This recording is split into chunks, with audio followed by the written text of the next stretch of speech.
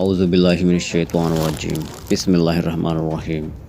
السلام علیکم ورحمۃ اللہ وبرکاتہ۔ میں ہوں آپ کا میزبان محمد انصر اور آپ دیکھ رہے ہیں یوٹیوب چینل پاکستان پنجاب۔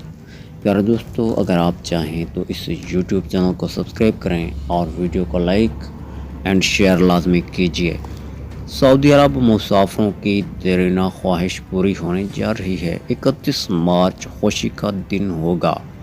ریاض سعودی عرب میں حرمین ایکسپریس ٹرین سروس 31 مارچ سے دوبارہ بحال ہونے جا رہی ہے۔ مسافر ایک بار پھر بہترین اور آرام دہ سفری سہولیات سے مستفید ہو سکیں گے۔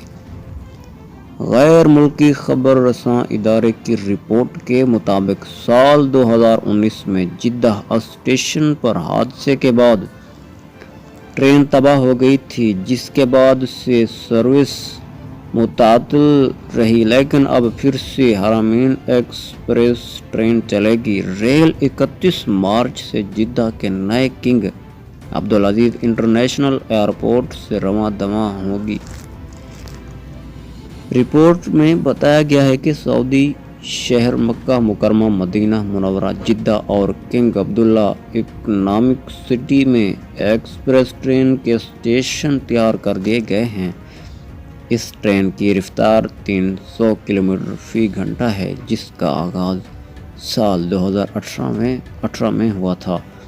خیال رہے کہ حرمین ٹرین کے 5 اسٹیشن ہیں، جن میں مکہ مکرمہ، جدہ ایئرپورٹ، رابغ سٹی اور مدینہ منورہ شامل ہیں۔ اس ریل مشن کا مقصد سالانہ 60 ملین مسافروں کو سفری سہولیات فراہم کرنا ہے۔